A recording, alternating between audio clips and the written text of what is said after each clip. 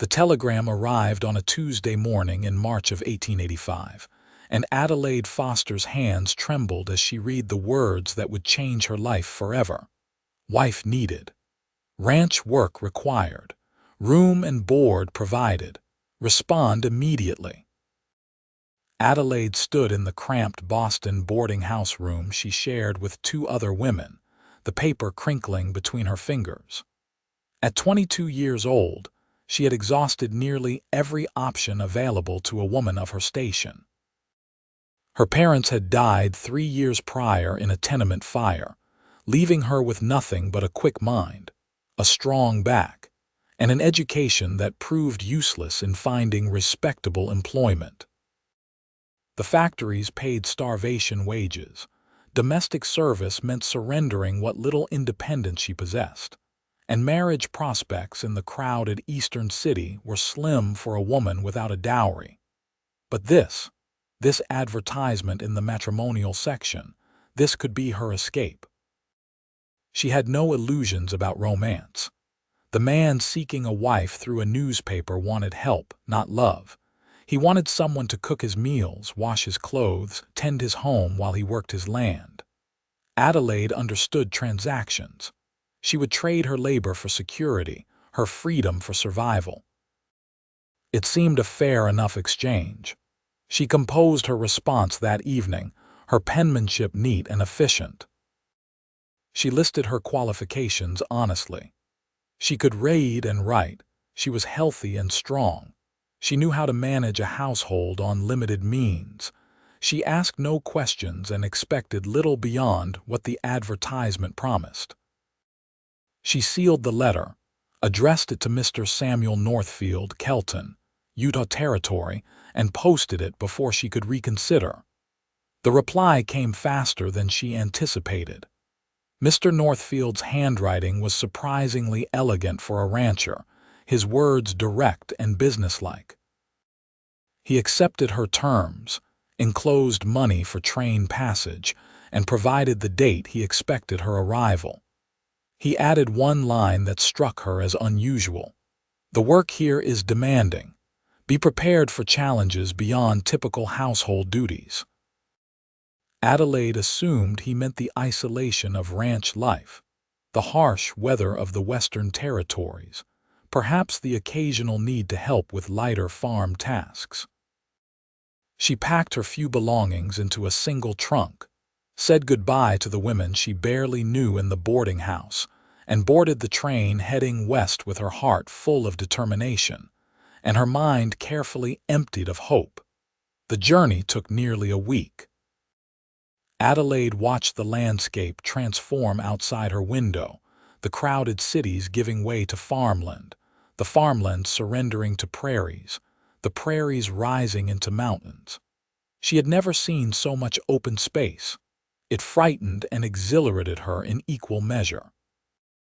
By the time the train pulled into the station at Kelton, a dusty outpost town in northern Utah Territory, Adelaide felt as though she had traveled not just across the country, but into another world entirely. She stepped onto the platform clutching her carpet bag, her trunk being unloaded by a porter. The air smelled different here, dry and clean, carrying scents of sagebrush and livestock. The mountains rose in the distance, still capped with snow despite the spring season. The town itself consisted of perhaps 24 buildings lining a wide dirt street, and Adelaide counted 3 saloons, 2 general stores, a hotel, a church, and various other establishments she could not immediately identify. Miss Foster. She turned at the sound of her name and found herself looking up at a man who seemed to embody everything she had imagined about the Western Territories. Samuel Northfield stood well over 6 feet tall, broad-shouldered and lean-hipped, dressed in worn denim trousers, a chambray shirt, and a leather vest. His hat shaded his face, but she could see dark eyes studying her with the same careful assessment she was giving him. He appeared to be in his late 20s, his face tanned and weathered, his hands calloused when he reached to take her bag. Mr. Northfield," she acknowledged, keeping her voice steady. "I hope the journey was not inconvenient for you. The train arrived on schedule." "It is a 2-hour ride from the ranch," he said, his voice a deep rumble. "I had business in town regardless. Your trunk," she pointed, and he hefted it as though it weighed nothing, loading it into the back of a sturdy wagon hitched to 2 patient horses. He helped her onto the seat with surprising gentleness, then climbed up beside her and took the reins. They left Kelton heading north, the road little more than a rutted track across the high desert landscape. They rode in silence for nearly 20 minutes before Samuel spoke. "I should clarify expectations before we reach the ranch." Adelaide kept her hands folded in her lap, her back straight. "Of course. The advertisement may have given you certain impressions about the nature of the work involved. I want to be honest about what I need from a wife." Here it comes, Adelaide thought. He would outline her domestic duties, perhaps warn her about the crude conditions, maybe admit the house needed more work than he had indicated. She prepared herself to appear agreeable regardless of what he said. "I run 2,000 acres of grazing land," Samuel continued, his eyes on the road ahead. "I have 300 head of cattle, 24 horses, and I am trying to build something that will last. I work from sunup to past sundown most days. I need a partner, Miss Foster. Someone who can work beside me, not just wait for me at home. Someone who can ride, rope, brand, mend fences, help with calving. The ranch work is endless and I cannot do it alone anymore." Adelaide sat very still, processing his words. "You want me to work as a ranch hand?" "I want you to work as my partner, equal in the enterprise. I'm not looking for someone to simply keep my house. I am looking for someone strong enough to help me build something real out here." He glanced at her then, and she saw something in his expression she had not expected: respect. Or perhaps the hope of earning it. "If that is not what you signed on for, I will pay your return passage and we will part as friends. No harm done, but I will not mislead you about what life here entails." The wagon creaked over the rough road. Wind whispered through the sagebrush. Adelaide's mind raced. She had prepared herself to be a servant, to surrender her independence in exchange for security. Instead, this man was offering her a completely different proposition: partnership, work that would challenge her body and mind. A role that went far beyond anything she had imagined. "I have never worked cattle," she said carefully. "I have never ridden a horse. I know nothing about ranching. Can you learn?" "I can learn anything if someone is willing to teach me." Samuel's mouth curved slightly, not quite a smile but something warmer than his previous expression. "Then we will suit each other well enough. I am a patient teacher for those willing to work hard." "And the household duties?" Adelaide asked, needing to understand the full scope of his expectations. "Those need doing too, but they are not the primary concern. I have been managing my own cooking and cleaning for 5 years now. I will not die if a floor goes unswept or a meal comes late. But I might lose everything if I cannot get the cattle to summer pasture, or if I cannot mend the irrigation channels before the spring runoff ends. Priorities matter out here." They crested a rise, and Samuel pulled the wagon to a stop.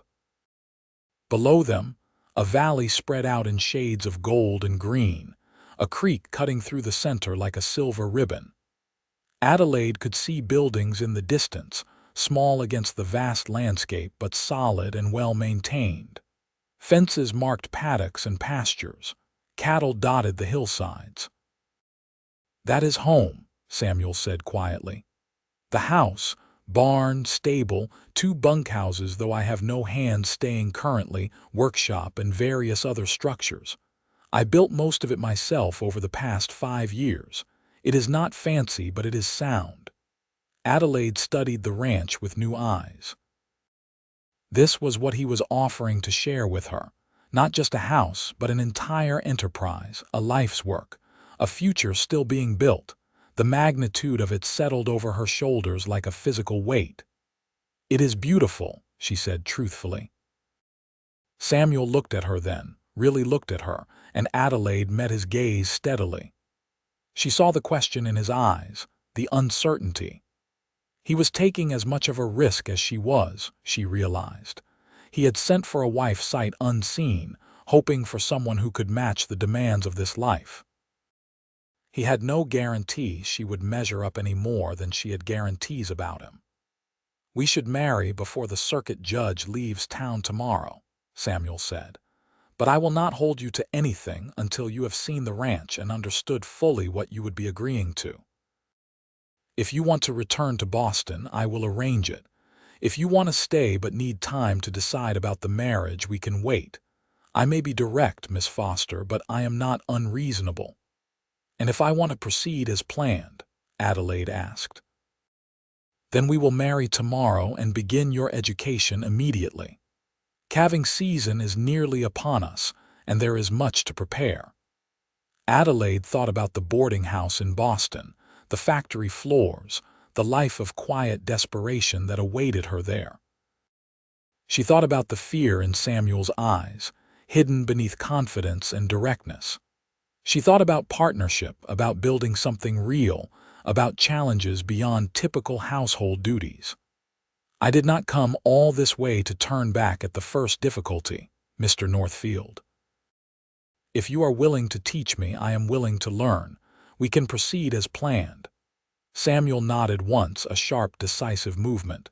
"Call me Samuel. If we are to be partners, formality seems excessive." "Adelaide," she replied. "And I prefer honesty to courtesy, so please tell me directly if I am failing to meet your expectations." "Agreed. The same courtesy applies to you." He clicked to the horses, and they descended into the valley. Adelaide gripped the wagon seat as they navigated the steep track, her stomach tight with nervousness and something that might have been excitement. She had expected servitude. Samuel was offering her something far more dangerous and far more appealing: equality.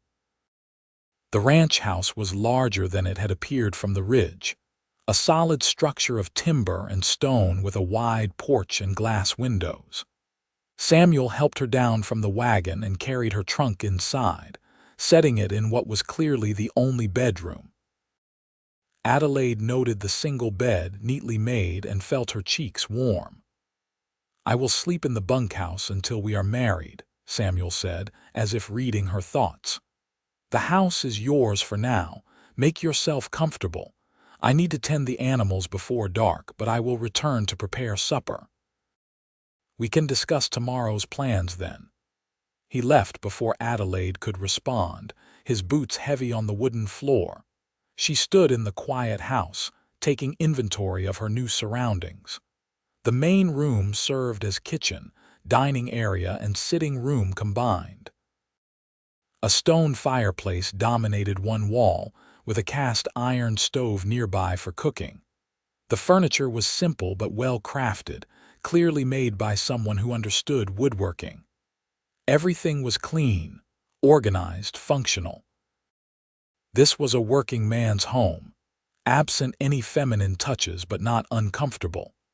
Adelaide unpacked her few belongings, hanging her 3 dresses in the wardrobe, arranging her toiletries on the washstand. She changed from her traveling clothes into her plainest dress, then ventured outside to explore. The evening sun painted the mountains gold and orange, and the air carried the scent of hay and animals. She could hear cattle lowing in the distance, and closer by, the sound of Samuel's voice talking to the horses as he worked in the barn. She walked to the stable, drawn by curiosity. Samuel was brushing down a large bay gelding, his movements practiced and gentle. He looked up as she entered. "This is Copper," he said, gesturing to the horse. "He is my primary riding horse. Steady, smart, good with cattle. Next to him is Dancer, my cutting horse, and the mare in the end stall is Sage. She is the calmest of the lot. I thought she might suit you for learning to ride." Adelaide approached Sage's stall cautiously. The mare was a pretty dappled gray with intelligent dark eyes. She extended her nose toward Adelaide, breathing softly. "Can I touch her?" Adelaide asked. "Let her smell your hand first, then stroke her nose gently. She is friendly, but she appreciates good manners." Adelaide did as instructed, marveling at the softness of the mare's muzzle, the warmth of her breath. Sage leaned into the touch, clearly enjoying the attention. "She likes you," Samuel observed. "That is a good sign. Horses are excellent judges of character. What happens if the horse does not like someone? Then I trust the horse's judgment. Animals know things we often miss." He finished with Copper and moved to check the water troughs. "Tomorrow, after we return from town, I will give you your first riding lesson. Nothing too ambitious, just getting comfortable in the saddle and learning the basics of control. By the time calving starts in earnest, you should be competent enough to help move cattle between pastures." "How long do I have to learn?" Adelaide asked, nervous but determined. "About 2 weeks, until we need to move the pregnant cows to the lower pasture where I can monitor them closely. You will learn faster than you expect. Most people do when necessity demands it." They walked back to the house together, the sunset fading into twilight. Samuel proved to be a competent cook, preparing a simple meal of beans, bacon, and cornbread that Adelaide found surprisingly good. They ate at the wooden table, the lamp casting warm light around them. "Tell me about Boston," Samuel said. "What made you answer my advertisement?" Adelaide considered how much to share, then remembered her preference for honesty. "My parents died 3 years ago. I had no family, no inheritance, and few prospects. I worked in a textile factory for a time, but the wages were barely enough to afford a shared room. I saw your advertisement and decided a clear transaction was preferable to slow starvation dressed up as respectable employment." Samuel nodded slowly. "I am sorry about your parents. That must have been difficult." "It was, is, but grief does not pay rent or put food on the table. I learned to be practical." She met his eyes across the table. "What made you send for a wife rather than simply hiring ranch hands?" "I tried hiring help. Men come and go out here, chasing better wages or easier work. I need someone permanent, someone invested in the ranch's success as much as I am. A partner, as I said. And I will admit, the isolation grows heavy. I wanted companionship as well as help." He hesitated, then added, "I will be honest with you, Adelaide. I am not looking for romance or love. I have seen what those illusions do to people, how they cloud judgment and lead to poor decisions. I am offering you a business partnership that includes marriage for legal and practical purposes. If friendship develops, I would welcome it, but I expect nothing beyond mutual respect and shared work." His words should have relieved her. Instead, Adelaide felt an unexpected pang of disappointment that she quickly suppressed. She had no business wanting romance either. She had come here for security and purpose, nothing more. "That seems reasonable," she said evenly. "I have no expectations beyond what you have outlined. Partnership and respect are sufficient. Good. Then we understand each other." Samuel stood and began clearing the dishes. "I will wash up and then leave you to rest. Tomorrow will be a long day. The judge holds court at 10 o'clock, so we should leave by 8 to ensure we arrive in time." Adelaide helped him despite his protests, learning where he kept things in the kitchen, establishing the rhythms of shared domestic space. When the work was done, Samuel collected his coat and hat. "Sleep well, Adelaide. If you need anything, I will be in the near bunkhouse. Just ring the bell by the door. Thank you for everything, for your honesty." He paused in the doorway, his face shadowed by his hat. "We will make this work, I believe that. You are stronger than you know." Then he was gone, and Adelaide was alone in the quiet house. She prepared for bed, her mind racing with everything that had happened. 24 hours ago she had been in Boston, preparing to become a servant. Now she stood in Utah Territory, about to become a rancher's wife and working partner. The transformation felt surreal. She lay in Samuel's bed, surrounded by his scent of leather and sage, and stared at the ceiling. Tomorrow she would marry a stranger. The day after, she would begin learning skills she had never imagined needing. She should have been terrified. Instead, she felt something she had not experienced in 3 long years: anticipation. Whatever came next, it would be hers. She would earn it, build it, claim it. That thought carried her into sleep. Morning arrived with startling brightness, sunlight streaming through the window. Adelaide woke to the sound of roosters crowing and the distant lowing of cattle. She dressed in her best dress, a dark blue wool that she had carefully preserved for special occasions, and braided her brown hair into a coronet around her head. Her reflection in the small mirror showed a serious young woman with more determination than beauty. But she had long since made peace with her appearance. Samuel was waiting by the wagon, dressed in clean trousers and a white shirt that made his tanned face seem even darker. He had shaved, Adelaide noticed, and his dark hair was neatly combed. He looked handsome in a rugged, weathered way that suited the landscape. "You look nice," he said simply, helping her onto the wagon seat. "So do you," Adelaide replied, and felt herself blush at the admission. The ride to Kelton passed quickly this time, their conversation flowing more easily than the previous day. Samuel told her about the ranch's history, how he had claimed the land 5 years ago and slowly built it into a working cattle operation. He spoke about the challenges of water rights, of harsh winters and dry summers, of dealing with predators and disease. Adelaide listened carefully, understanding that this was her education beginning, that every piece of information might prove crucial. In Kelton, they went directly to the small building that served as courthouse, land office, and general administrative center.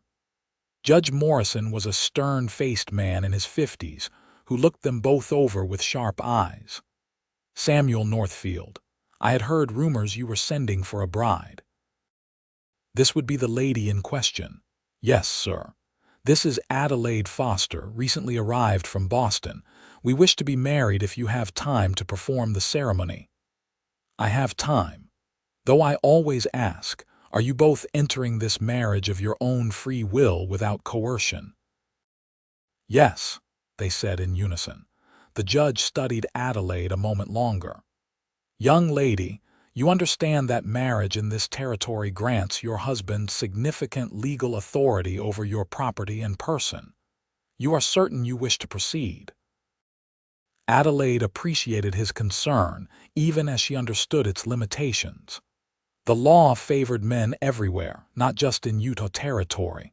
At least here, she had Samuel's promise of partnership, which was more than most women received. "I am certain, sir. Mr. Northfield has been very clear about his expectations, and I have agreed to them." "Very well. We will need 2 witnesses. Let me find someone." The ceremony took less than 10 minutes. 2 clerks served as witnesses, and Judge Morrison read from a small book while Adelaide and Samuel stood side by side, repeating vows that transformed them from strangers to husband and wife. Samuel produced a simple gold band that he slid onto Adelaide's finger, and she looked down at it in wonder. She had not expected a ring. "I now pronounce you man and wife. Mr. Northfield, you may kiss your bride." Samuel looked at Adelaide, a question in his eyes. She nodded slightly, and he bent to press a brief, chaste kiss to her lips. It was her first kiss, Adelaide realized with a start, and while it held no passion, it carried a gentleness that reassured her. They signed the marriage certificate, paid the judge's fee, and walked out into the bright morning as husband and wife. Adelaide felt oddly detached from the moment, as though she was watching someone else's life unfold. "We should purchase supplies while we are in town," Samuel said, "and I want to get you properly outfitted. You cannot work cattle in dresses." In the general store, Samuel selected items with practiced efficiency: flour, sugar, coffee, beans, salt pork. Then he led Adelaide to a section she had not noticed, where men's work clothes hung on pegs. "You will need trousers," he said, examining the available options. "At least 3 pairs and several sturdy shirts, boots as well with a good heel for riding, a hat to keep the sun off, gloves for rope work." He glanced at her. "I know it is not conventional for women to dress this way, but skirts are dangerous around cattle and horses. Practicality matters more than propriety out here."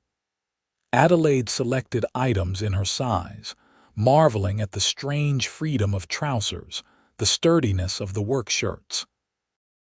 She had never worn men's clothing before, and the shopkeeper's wife gave her disapproving looks, but Samuel ignored the woman entirely, his focus on getting Adelaide what she needed. They loaded their purchases into the wagon, and Samuel made one final stop at the post office, collecting several letters. Then they headed back to the ranch, arriving in early afternoon. "Change into your work clothes," Samuel said as they unloaded. "We will start your riding lessons immediately." "No point in waiting." Adelaide hurried inside, her heart pounding with nervousness and excitement. She shed her wedding dress and put on the strange new clothes, the trousers that felt foreign against her legs, the sturdy shirt, the stiff new boots. When she emerged, Samuel was leading Sage from the stable, the mare already saddled. "The first rule of riding," Samuel said, "is to let the horse know you are confident even if you are terrified. Horses sense fear and it makes them nervous. Stand tall, move calmly, speak quietly. Show Sage that you are someone she can trust." For the next 3 hours, Samuel taught Adelaide the basics: how to approach the horse, how to mount and dismount, how to hold the reins, how to sit properly in the saddle. Sage was patient with her fumbling efforts, and Samuel was encouraging without being condescending. Adelaide fell off twice, earning bruises she would feel for days, but she climbed back on each time without complaint. "Enough for today," Samuel finally said as the sun began its descent. "You did well. Tomorrow we will work on controlling her at a walk and trot. By the end of the week, you should be comfortable enough for short rides around the property." Adelaide slid from the saddle on shaking legs, her body aching in places she had not known existed, but she felt triumphant too. She had stayed on the horse more than she had fallen off. She had learned. Samuel showed her how to remove Sage's saddle and bridle, how to brush her down and check her hooves. "Always care for your horse first," he explained. "Your life depends on her out here. She gets fed and watered before you rest." They worked together through the evening chores, feeding the horses, checking on the cattle in the near pasture, gathering eggs from the chickens Adelaide had not even noticed that morning. Samuel moved with the efficiency of long practice, and Adelaide tried to memorize every action, every explanation. Supper was simple again, but this time Adelaide helped prepare it, learning how Samuel preferred things done. They ate in comfortable silence, both too tired for much conversation. "You can have the bedroom," Adelaide said as they cleaned up. "It is your house and we are married now. There is no need for you to sleep in the bunkhouse." Samuel studied her, his expression unreadable. "Are you certain? I do not want you to feel pressured." "We are married," Adelaide repeated. "Sharing a bed is not unreasonable, and I meant what I said about practicality mattering more than propriety." "I will not touch you," Samuel said quietly. "Not unless you want me to. This marriage may be legal, but I will not claim rights I have not earned your permission to exercise." Adelaide felt her throat tighten with unexpected emotion. She had prepared herself to endure whatever a husband demanded. She had not expected consideration, respect, patience. "Thank you," she whispered. "That means more than you know." That night they lay side by side in the darkness, a careful distance between them. Adelaide was intensely aware of Samuel's presence, the sound of his breathing, the warmth radiating from his body. But she also felt safe in a way she had not since her parents died. Protected, partnered. "Good night, Adelaide," Samuel murmured. "Good night, Samuel." Sleep came easier than expected, and Adelaide dreamed of wide open spaces and possibilities without limit. The next weeks passed in a blur of constant learning and hard work.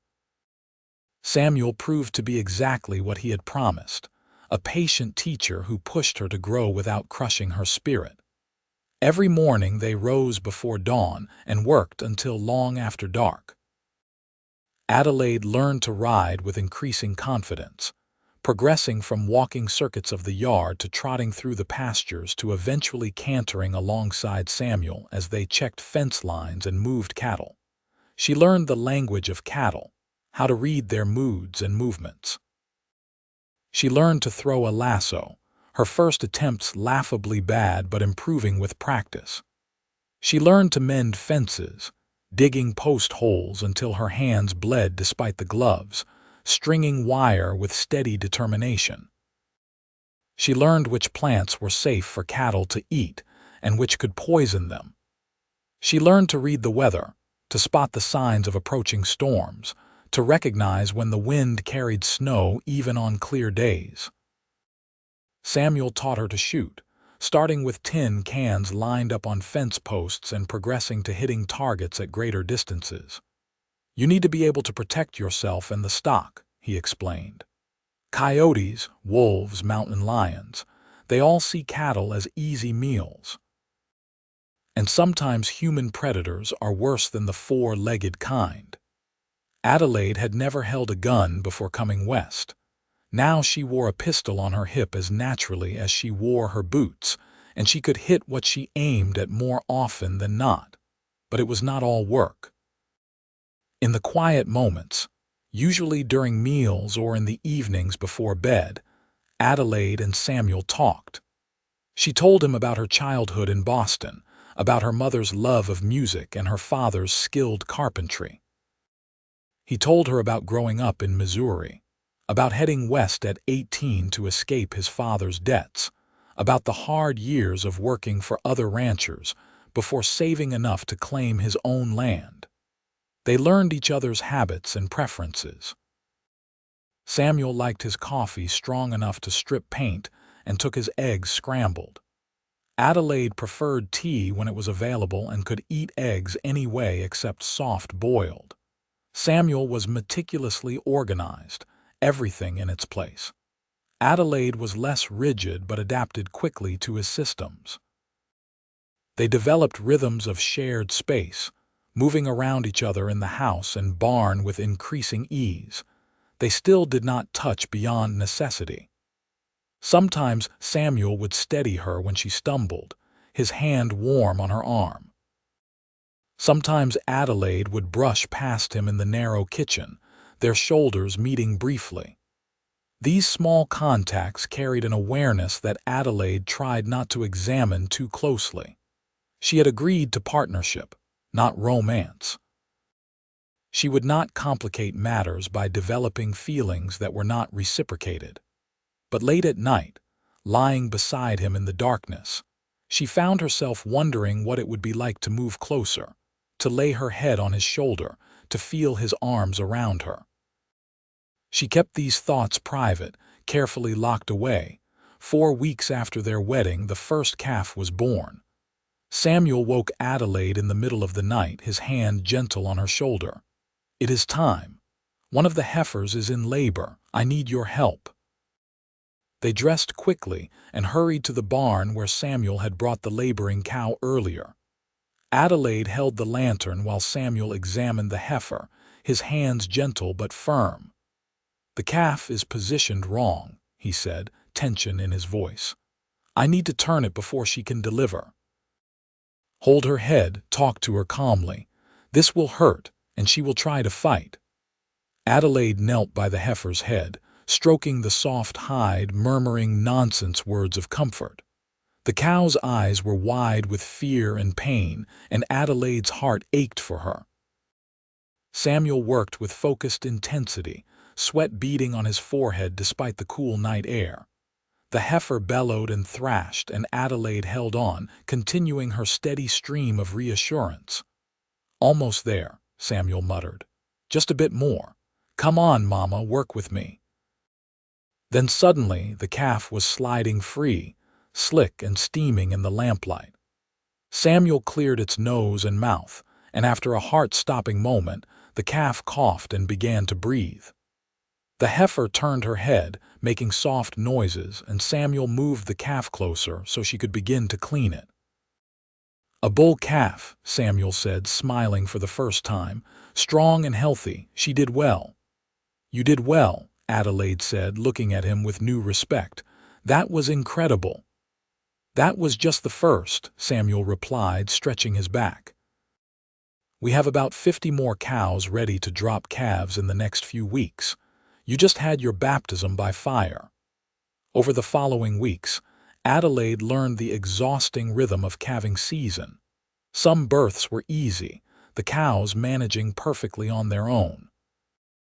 Others required intervention, and Adelaide grew more confident in assisting, following Samuel's instructions as they worked together to bring new life into the world.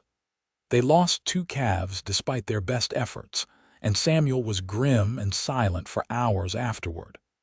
Adelaide understood.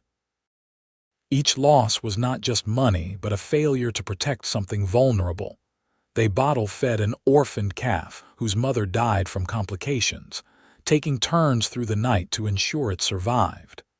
Adelaide named him Trouble, and Samuel smiled at the choice. Fitting. "He is certainly causing us enough trouble with these midnight feedings." "He is worth it," Adelaide said, holding the bottle steady as Trouble sucked enthusiastically. "Look at him. He is a fighter." "Like you," Samuel said quietly. Adelaide looked up, meeting his eyes across the stall. Something shifted between them in that moment, a deepening of the partnership into something that felt dangerously close to affection. Samuel looked away first, clearing his throat. "I will take the next feeding. You need sleep." But Adelaide saw the change, felt it. They were becoming more than business partners. They were becoming friends, maybe something beyond friends, though neither acknowledged it aloud. Spring advanced into early summer, and the ranch work intensified. They moved the cattle to higher pastures, a 3-day operation that required camping under the stars and working from dawn to dusk to keep the herd together. Adelaide learned to appreciate the simple pleasure of coffee boiled over a campfire, the comfort of a bedroll under endless sky, the satisfaction of seeing the cattle safely settled in lush mountain meadows. Sitting by the fire on their final night in the high country, Samuel said, "I could not have done this without you. I want you to know that. You have exceeded every expectation I had." Adelaide poked at the fire with a stick, her cheeks warming. "I am just doing what needs to be done." "You are doing far more than that. You have become a true partner. I have noticed how the stock responds to you, how Sage watches for you, how Trouble follows you everywhere. You have a gift with animals." He paused. "And I appreciate how hard you have worked to learn everything I have thrown at you. I know it has not been easy." "It has been the best few months of my life," Adelaide said honestly. "I never knew I could do these things, be this person. You have given me that. You gave that to yourself. I just provided the opportunity." They sat in comfortable silence, watching the fire burn down to embers. Above them, stars blazed in impossible numbers, the Milky Way a river of light across the black sky. Adelaide had never seen such stars in Boston. "Samuel," she said quietly, "thank you for everything, for being honest with me from the start, for treating me as an equal, for your patience. I know this is not what you expected either, but I am grateful we found each other." Samuel shifted beside her, and Adelaide felt his hand close over hers where it rested on the ground between them. His touch was warm, his calloused fingers gentle. Her breath caught. "I am grateful too," he said, his voice rough with emotion. "More than I can properly express." He did not let go of her hand, and Adelaide did not pull away. They sat together under the stars, fingers intertwined, and Adelaide felt something bloom in her chest that might have been hope or might have been love. She was not sure there was a difference anymore. They rode back to the ranch the next day, working as a seamless team to guide the remaining cattle to their proper pastures. Samuel had hired 2 temporary hands to help with the heaviest summer work, and Adelaide found herself supervising them with surprising confidence, directing fence repairs and irrigation management, while Samuel dealt with business in town. The ranch was thriving. The spring calf crop had been excellent. They had sold breeding stock at good prices, and the summer hay harvest promised to be abundant. Samuel had begun talking about expanding, maybe purchasing adjacent land, building larger facilities. He always said "we" now when discussing the ranch's future, and Adelaide's heart swelled every time. She had stopped thinking of Boston, stopped remembering her old life as anything but prologue. This was real. The land, the work, the animals, the partnership with Samuel. This was home. On a blazing afternoon in July, Adelaide was working in the vegetable garden she had planted beside the house when she heard a horse approaching at speed. She straightened, shading her eyes, and recognized Copper with Samuel riding hard. Her stomach clenched with worry. Samuel never pushed the horses unnecessarily. He pulled up in a cloud of dust, swinging down before Copper had fully stopped. "We have a problem. Lightning started a fire up in the north pasture. It is moving this direction with the wind. We need to create a fire break before it reaches the main grazing land." Adelaide dropped her hoe and ran for the stable. They saddled fresh horses in record time, grabbed shovels and wet sacks, and rode north with the 2 hired hands following.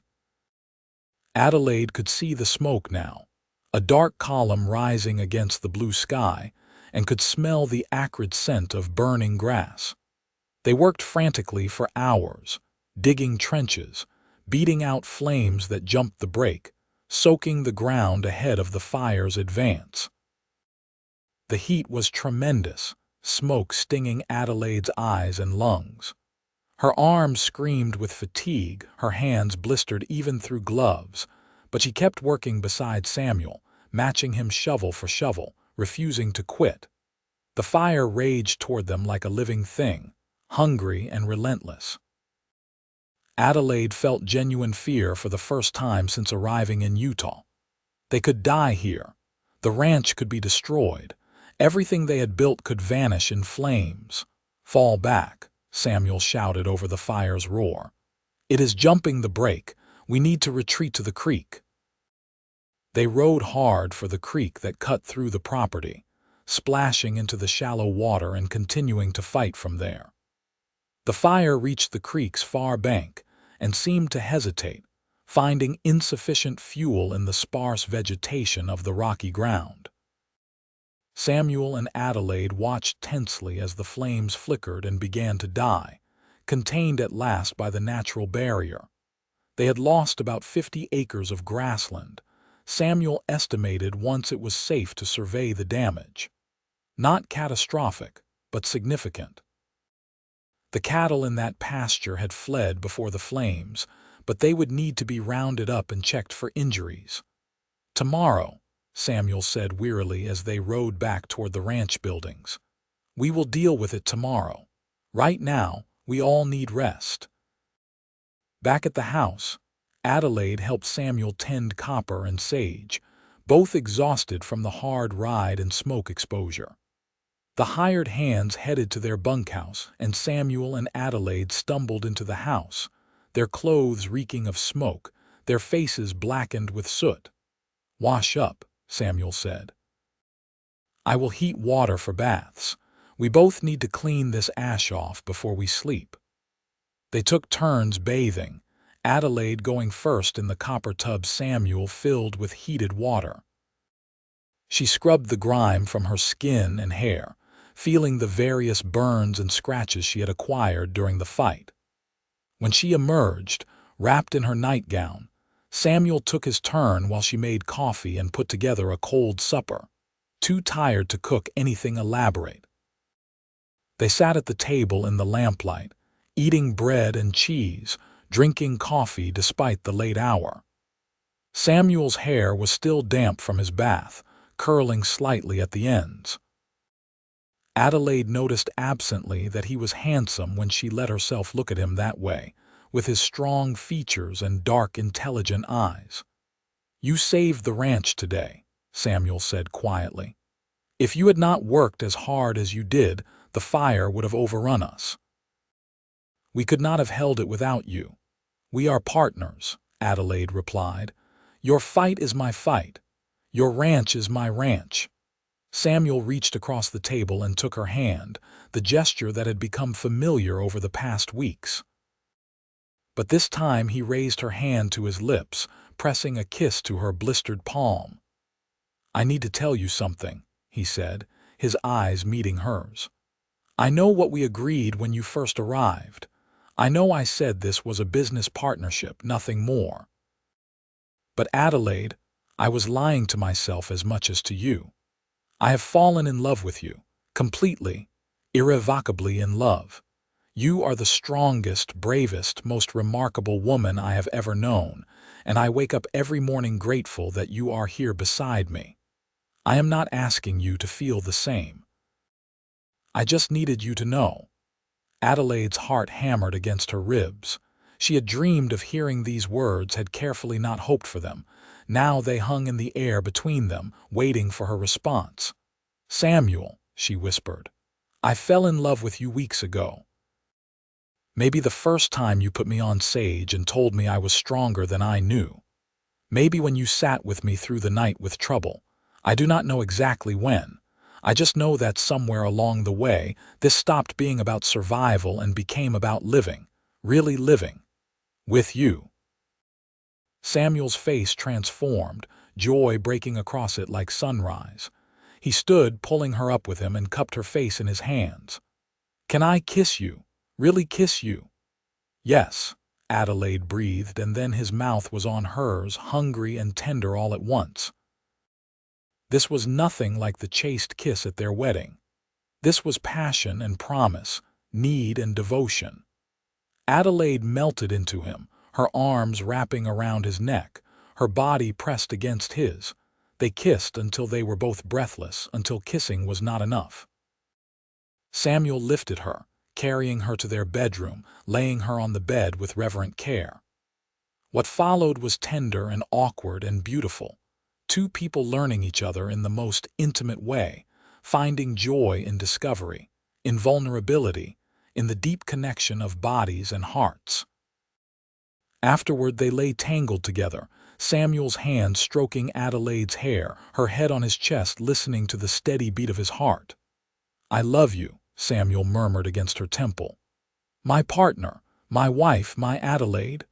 "I love you," Adelaide replied, pressing a kiss to his chest.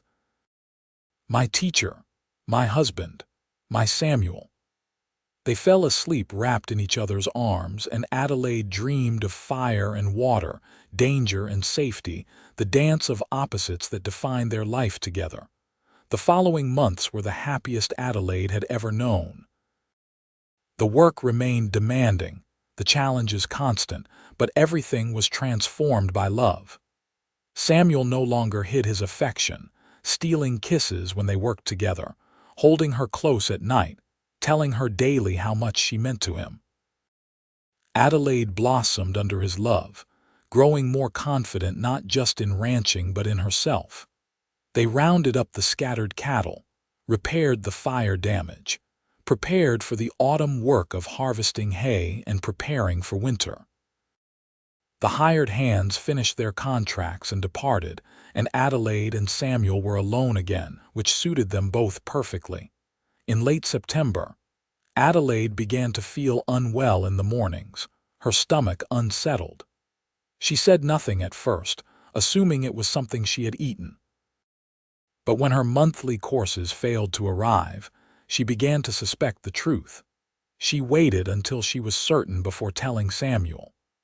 One evening after supper, as they sat on the porch watching the sun set over the mountains, she took his hand and placed it on her still flat belly. "There is going to be 3 of us come spring," she said softly. Samuel stared at her, his eyes wide. "You are certain as I can be without a doctor's confirmation. But yes, I am carrying your child." He let out a whoop of joy that startled the horses in the nearby corral, then swept her into his arms, spinning her around. "We are having a baby. Adelaide, we are having a baby. Careful," she laughed. "You will make me sick."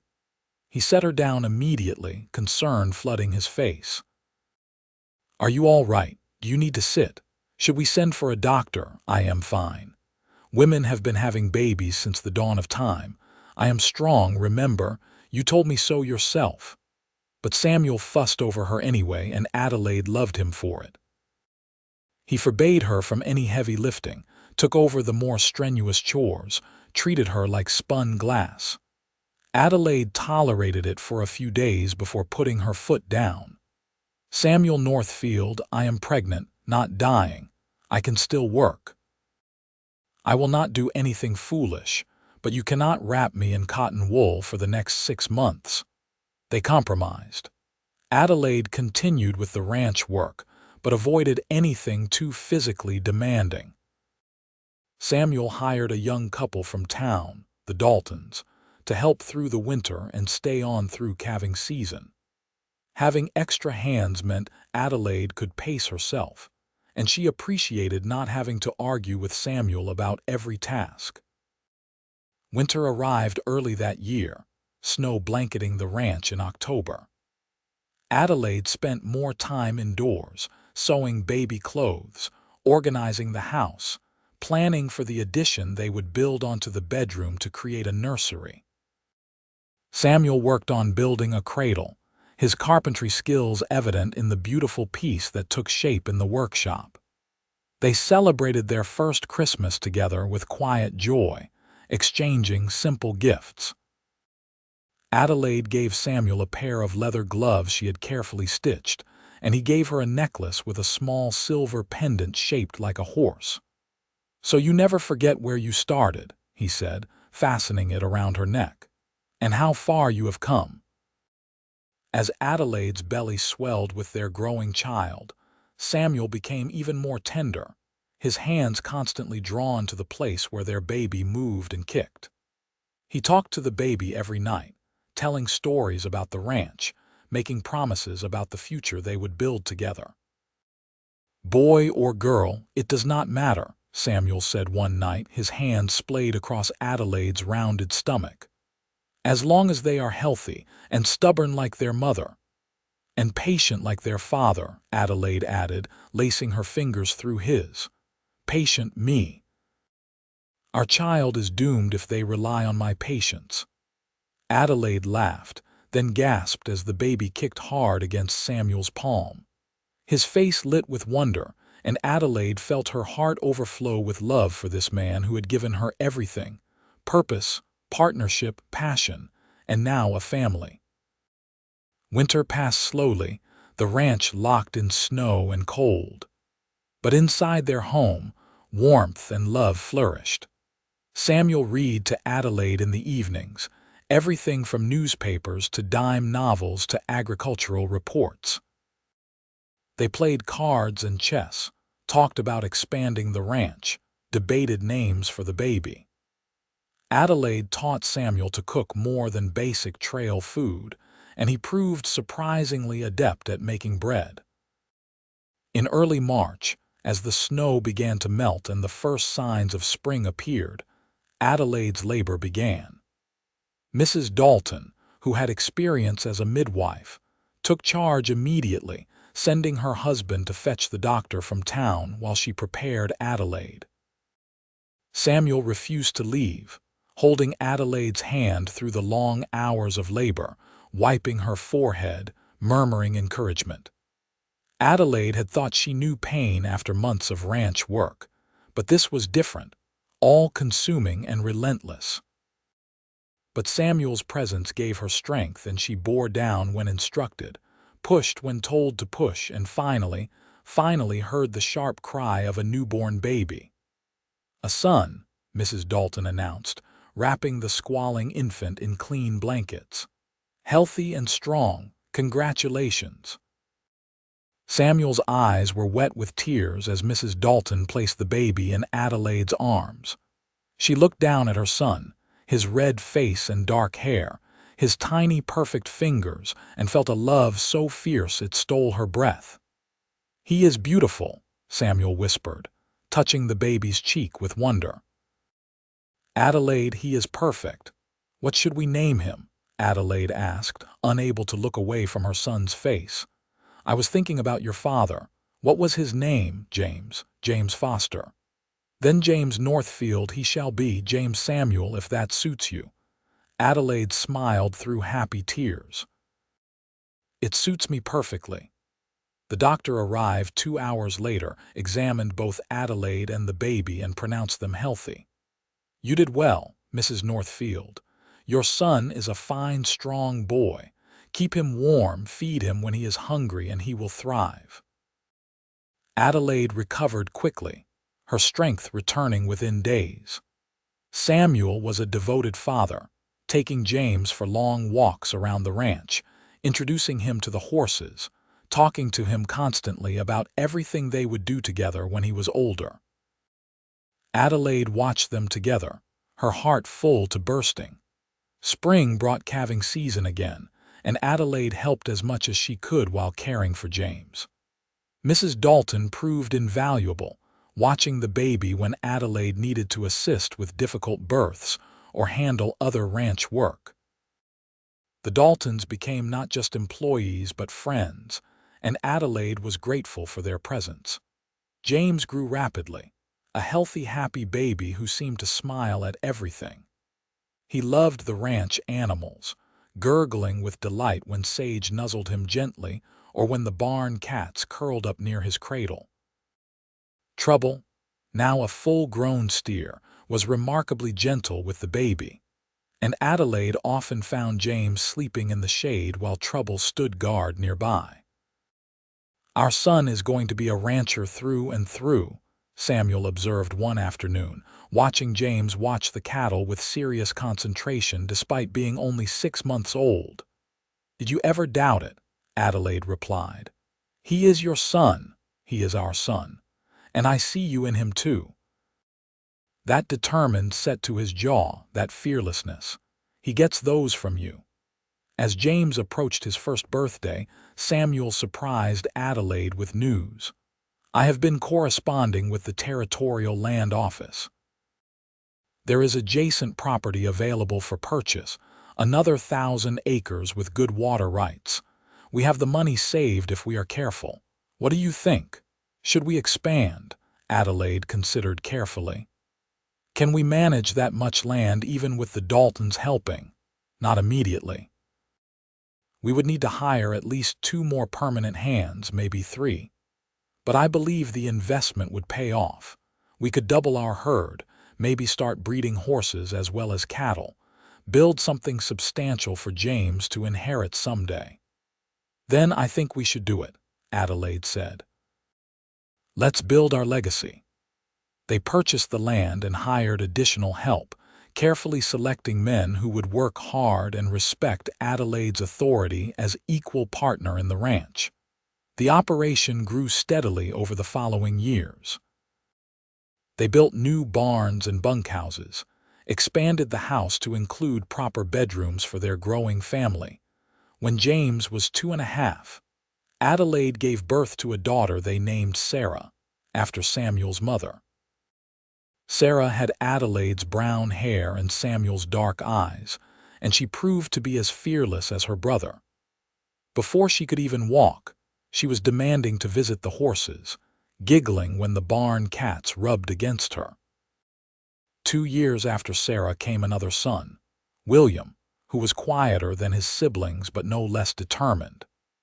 William had a gift with animals that surpassed even Adelaide's natural affinity, and Samuel joked that they would need to expand into veterinary services to keep their youngest occupied. The ranch flourished. Samuel and Adelaide's partnership remained strong, built on mutual respect, shared work, and deep love.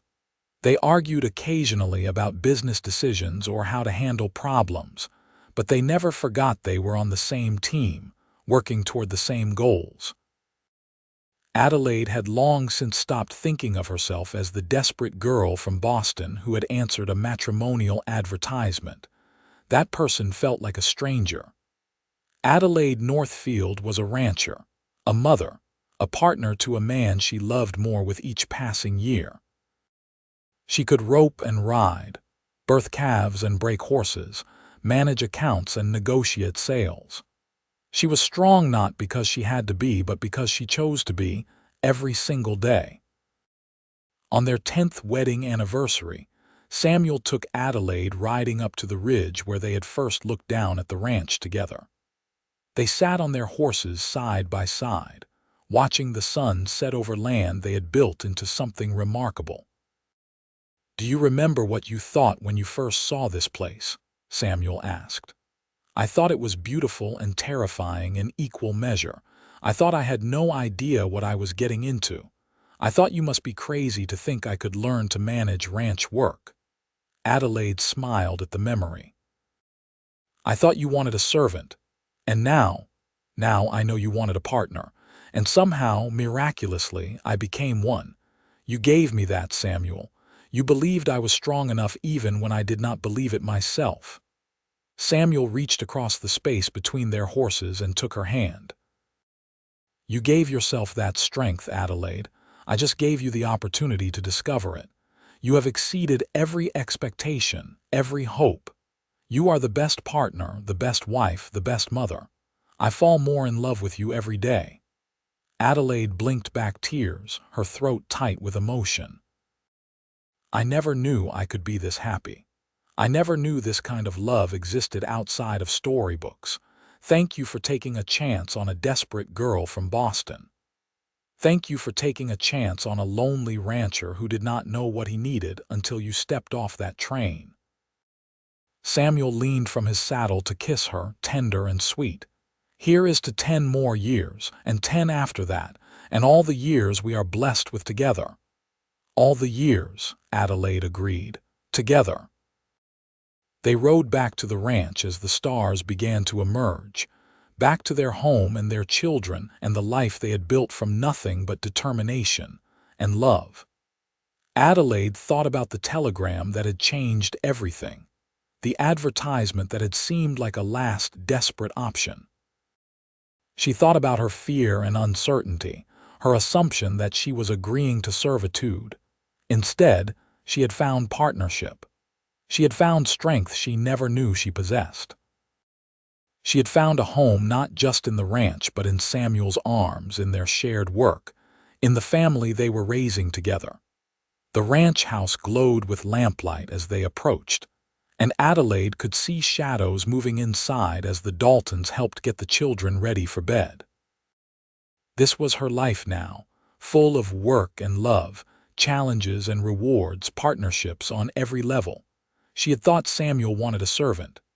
Samuel had wanted a partner who could match his strength. And somehow, miraculously, she had become exactly that and so much more. They had built something real and lasting, exactly as Samuel had promised that first day. Not just a ranch, but a life. Not just a marriage, but a love story that would endure for all their days. As they dismounted and led their horses to the stable for the night, Adelaide looked up at the vast star-filled sky and felt profound gratitude for every moment that had led her here. Every hardship, every choice, every fear overcome. It had all been worth it to arrive at this moment, this place, this love. Samuel took her hand as they walked toward the house, and Adelaide squeezed his fingers, needing no words to communicate what her heart felt. They had found each other against impossible odds, two people seeking practical solutions who discovered something far more valuable. A true partnership of equals, a love built on respect and shared dreams, a future bright with possibility. Inside the house, their children were waiting, and tomorrow would bring new challenges and new work. But tonight, Adelaide allowed herself simply to be happy, to rest in the knowledge that she was exactly where she belonged, with the partner who had helped her become the strongest version of herself. The Wild West had tested her, shaped her, transformed her. And she had risen to meet every challenge, not as the servant she had feared becoming, but as a true partner in every sense of the word. That was her victory, her triumph, and the greatest gift she could have imagined. Years continued to pass on the Northfield ranch, each season bringing its own rhythms and challenges. James grew into a capable young man who could ride before most children could run properly, his natural leadership skills evident even in childhood. Sarah proved to have Adelaide's fierce determination combined with Samuel's patience, a combination that made her formidable when she set her mind to something. William remained the quiet one, speaking more to animals than people, but his gift for understanding livestock made him invaluable even as a young child. The ranch continued to expand. Samuel and Adelaide made careful investments, purchasing breeding stock, improving their facilities, developing water resources. Their reputation grew throughout the territory for quality cattle and fair dealing. Buyers came from as far as California and Colorado to purchase their stock. Adelaide took over managing the business side of the ranch, discovering she had an aptitude for numbers and negotiation that surprised even her. She kept meticulous records, tracked bloodlines, managed contracts with buyers. Samuel focused on the hands-on work of running the cattle operation, training horses, and managing the growing crew of ranch hands. They made a formidable team, and everyone who dealt with them knew it. Adelaide was no longer the inexperienced Eastern girl who had stepped off the train knowing nothing about ranch life. She was a respected businesswoman, a skilled rider and roper, a mother raising children who understood the value of hard work and honest dealing. But success brought its own challenges. As the ranch grew, so did the demands on their time and energy. There were days when Adelaide and Samuel barely saw each other except in passing, both consumed by their separate responsibilities. They made a conscious effort to protect their relationship, to ensure the partnership that had started everything remained strong. Every Sunday, no matter how busy the ranch, they took time for family. They attended church services in Kelton, then spent the afternoon together, just the five of them. Sometimes they went on picnics or fishing trips. Sometimes they simply sat on the porch and talked while the children played. These weekly respites kept them connected, reminded them why they worked so hard. One Sunday afternoon when James was 8, Sarah 6, and William 4, they were sitting by the creek that ran through the property when Sarah asked, "Mama, how did you and Papa meet?" Adelaide glanced at Samuel, seeing the smile playing at his lips. "That is quite a story." "What do you think? Should we tell them?" "I think they are old enough to hear it," Samuel agreed. So Adelaide told them about the advertisement, about traveling across the country to marry a stranger, about her assumptions that she would be little more than a servant. The children listened with wide eyes as she described her first attempts at riding, her terror of the cattle, her complete ignorance of everything related to ranching. "But Papa taught you everything," James asked. "He taught me the skills," Adelaide corrected gently. "But I had to find the strength to learn them within myself. Your father believed I could do it even when I was not sure. That belief gave me courage. And now you are the best rancher in the territory," Sarah declared loyally. Samuel laughed. "Your mother is certainly the best partner I could have asked for. She exceeded every hope I had when I sent that advertisement." "Tell us more," William urged. And so they spent the afternoon sharing stories of the early years, making the children laugh with tales of Adelaide's mishaps and near disasters, her persistence and eventual mastery. "The lesson here," Samuel said seriously, "is that you can become anything you are willing to work for. Your mother proved that. She came here knowing nothing and built herself into someone remarkable through sheer determination and courage." Adelaide felt her eyes sting with tears. Even after all these years, Samuel's faith in her could move her to emotion. She reached for his hand, and he laced their fingers together, the gesture so familiar now it felt like breathing. That night, after the children were asleep, Adelaide and Samuel sat on the porch in their favorite rocking chairs, watching the stars emerge. "You ever miss Boston?" Samuel asked quietly. Adelaide considered the question seriously. "I miss my parents. I wish they could have known you, could have met their grandchildren. But miss the city itself, the person I was there. No, that life was about survival, about enduring. This life is about living, about building something meaningful. I would not trade a single day here for all the comforts Boston might have offered. Even the hard days, the lost calves, the droughts, the fires, especially those days, because we faced them together and came through stronger. Partnership means sharing the burdens as well as the joys." She turned to look at him in the dim light. "I love you more now than I did 10 years ago, and I will love you more 10 years from now than I do today. That is what a real partnership builds. Love that deepens and grows instead of fading." Samuel pulled her from her chair into his lap, holding her close. "I am the luckiest man in the territory, probably the luckiest man in the entire West. I am fairly fortunate myself," Adelaide murmured against his shoulder. "I found a partner who saw strength in me I did not know I possessed, who gave me space to grow into that strength, who loves me not despite my independence but because of it."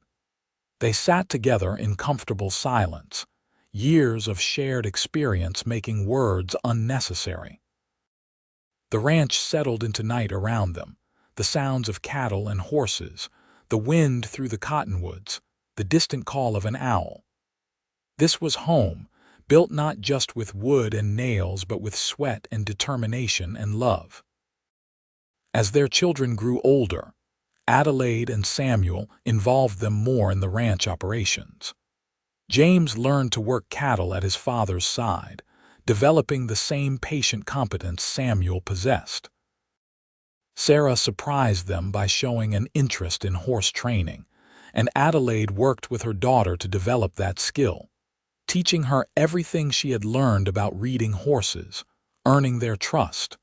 William, true to his nature, gravitated toward the medical side of animal care. Samuel arranged for him to spend time with the territorial veterinarian when he made his rounds, and William soaked up knowledge like a sponge, asking endless questions and remembering every answer. "We are raising our own crew," Samuel observed one evening, watching their children work together to bring the horses in for the night. "In a few more years, we may not need to hire outside help at all." "Assuming they all want to stay and work the ranch," Adelaide cautioned. "They should have choices. We had to forge our own paths. Our children deserve the same opportunity." "True. But I suspect ranching is in their blood now. Look at them. They are happy here." Adelaide watched her children, seeing the easy competence with which they moved among the animals, the obvious joy they took in the work. Samuel was probably right. This land, this life, it had shaped them just as surely as it had shaped her. When James turned 16, Samuel made him a formal offer. "I would like you to start learning the business side of running the ranch, not just the cattle work, but the finances, the negotiations, the planning. Your mother and I are building something to pass on to you and your siblings. It is time you started understanding all of it." James accepted with solemn pride, and Adelaide began teaching him everything she had learned about managing accounts, dealing with buyers, planning for the future. She was impressed by his quick mind and natural instinct for business. He would make an excellent rancher when the time came. Sarah, at 14, announced her intention to start breeding and training horses professionally. "We have the space, we have the stock, and I have the knowledge. I want to build a reputation for quality horses the same way we have for cattle." Adelaide and Samuel discussed the proposal seriously and agreed. They set aside resources for Sarah's project, and she threw herself into it with characteristic determination. Within 2 years, her horses were sought after throughout the territory, known for their intelligence, stamina, and good temperament.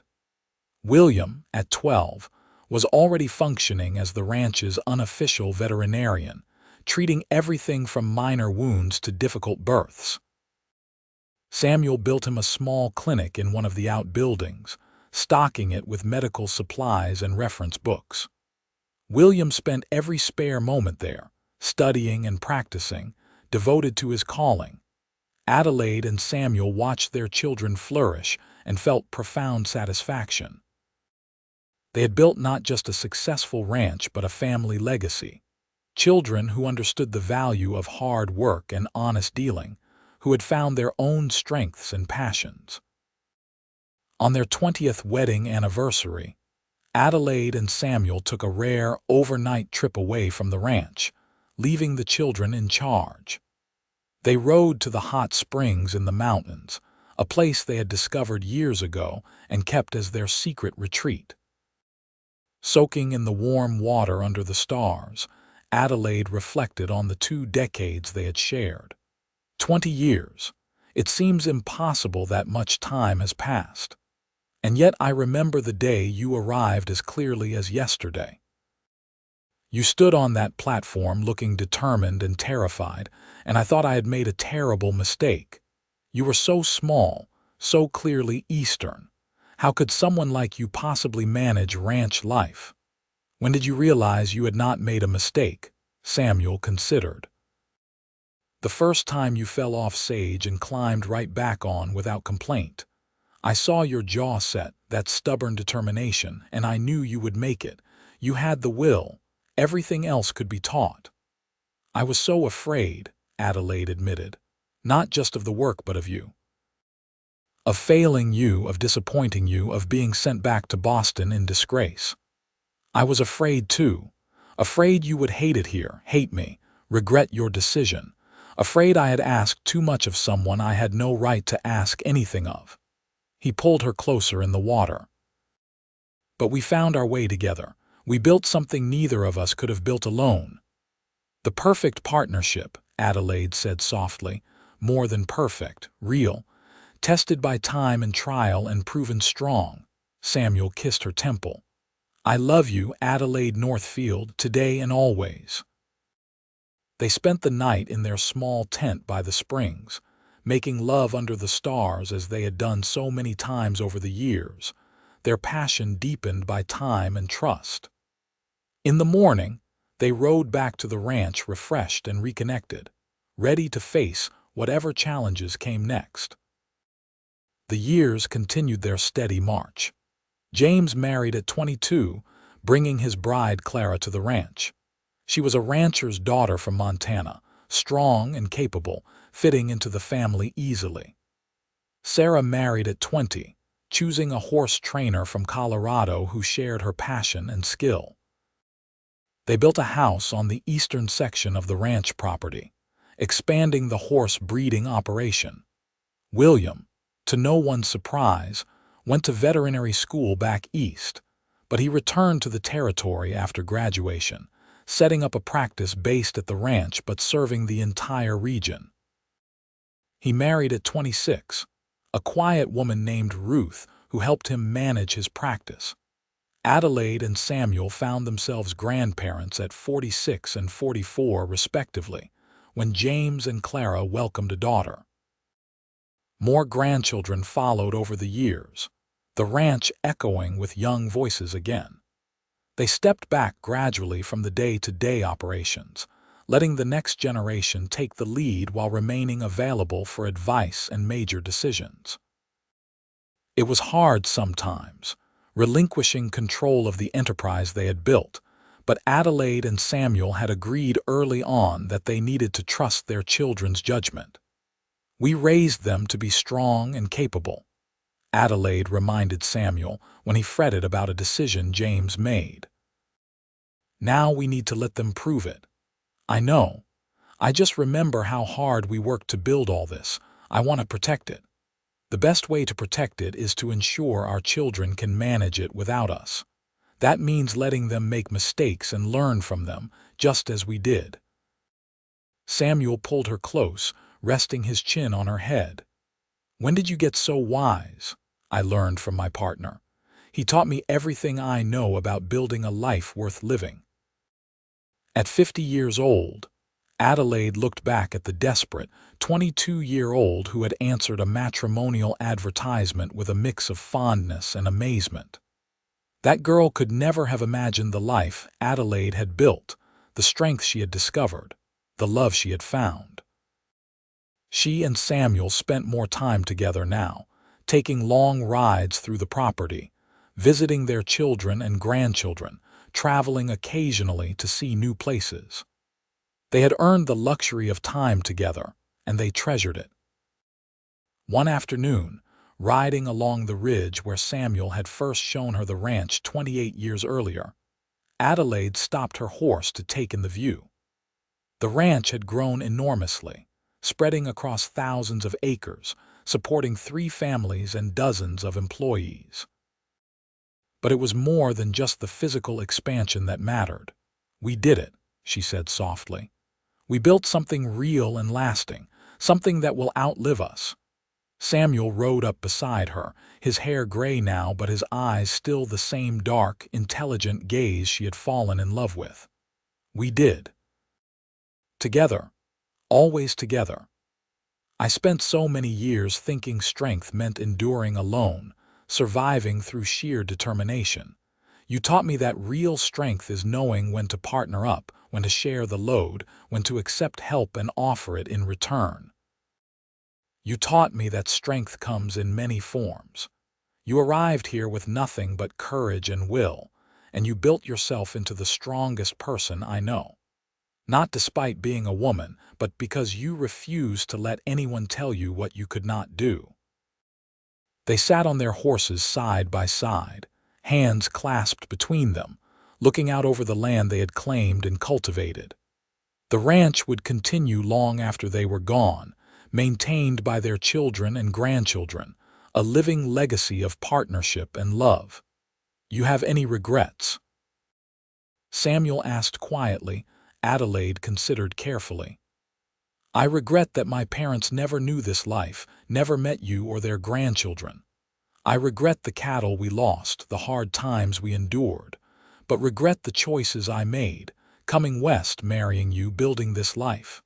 Never. Not for a single moment. Good, because I feel the same. Every day with you has been a gift, Adelaide, even the hard days. Especially the hard days because we face them together." As the sun began to set, painting the sky in shades of gold and crimson, Adelaide and Samuel rode back to the ranch house. 3 generations were gathering for Sunday supper, a tradition they had maintained all these years.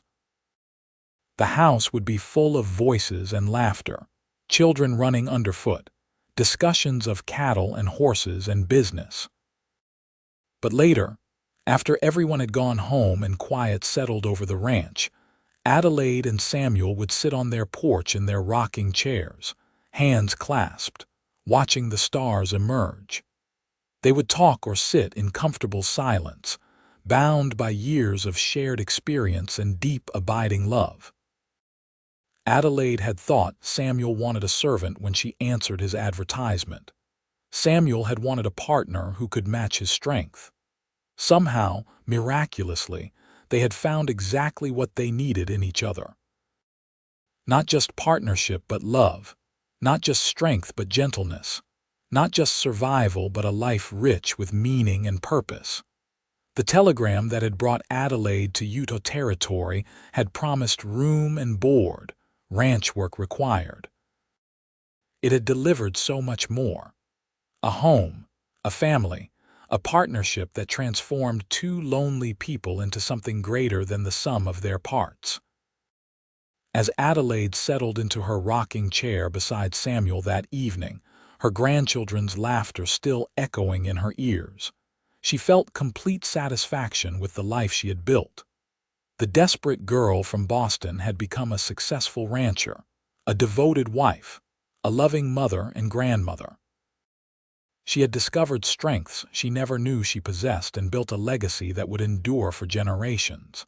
And it had all started with a simple advertisement, a leap of faith, and two people willing to work together toward a shared dream. That was the real story of their life, Adelaide thought. Not a tale of romance sweeping them off their feet, but something better and more lasting. A partnership built on mutual respect, tested by time and trial, strengthened by shared work and genuine love. The ranch settled into night around them, peaceful and prosperous. Samuel reached for Adelaide's hand, and she took it without hesitation, the gesture as natural as breathing after nearly 3 decades together. Tomorrow would bring new challenges, new work, new joys. But tonight, they could simply rest in the knowledge that they had built something real, something lasting, something beautiful together. And that, Adelaide thought with deep contentment, was more than enough. It was everything.